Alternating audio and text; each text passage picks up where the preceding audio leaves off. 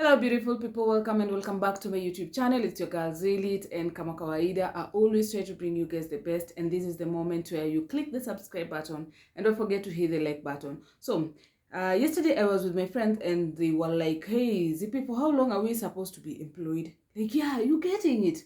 We also want to have our own businesses. We also want to have our own piece of land. We also want to have our own cars. Like, you get.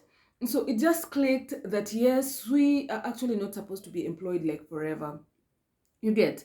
It reaches a time when you just feel like you want to have that freedom for you to enjoy your money, your hard-earned money, the freedom to actually live that pushy life that everyone needs to do that. And you know, when I'm talking about that freedom is not going to come when you're 20s, when you're 30s, probably.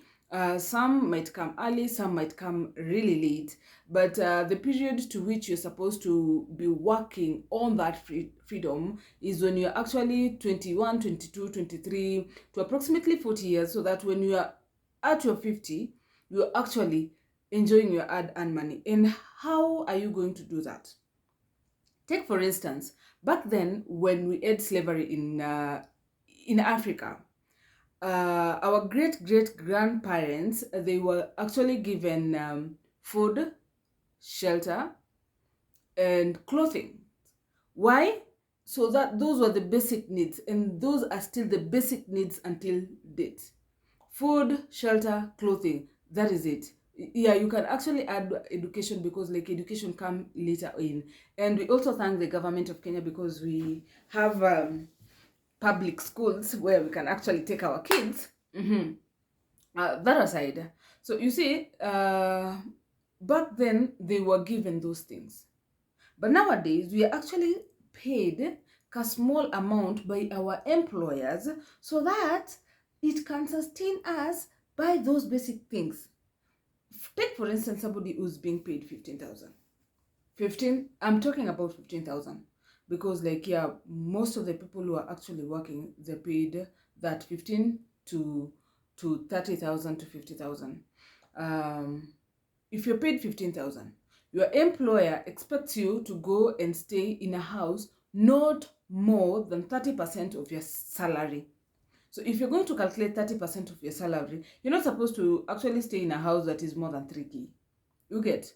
So that if you're going, if you remove 3,000 from your salary, you're actually going to get to remain with 12,000. You are supposed to pay your bills. That is electricity, water bill, NHIF. Probably they're not paying for you, NHIF and SSF. So you need to pay those, because like with NSSF, it's your investment. That money is still yours. You get. With NHIF, that is just to cover for your medical bills. Like, you get. So you're going to pay those ones all by yourself if at all the company you're working for is not paying for you.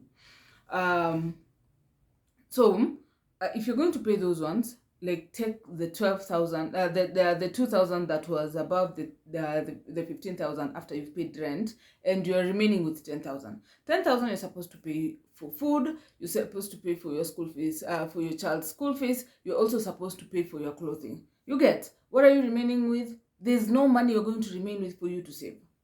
So if you are actually earning this 15,000, what's the best thing for you to do to actually save and later on enjoy your investment? Absolutely nothing, because how much are you going to save out of 15,000 unless you're still living with your parents? That is when you're going to tell yourself like, hey, I don't have kids, I don't have responsibilities, I don't have bills to pay. I'm going to save approximately 10,000 and use 5,000 to actually pay for my upkeep.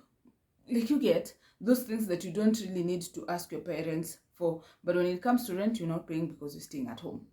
So for anybody who's paid 15,000 and he or she is staying at home, he can actually save the 10,000 for future. You get.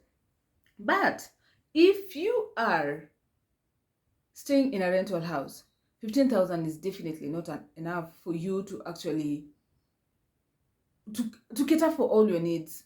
You get. I'm not like trying to put something into your minds that you go and ask your employers to actually add you salaries, but I'm just being so honest. You're not going to save, you are going to save absolutely nothing. For anything, you'll be struggling. You and the slavery bit of our great grandparents is no different. You get? So that is when you need to up your skills.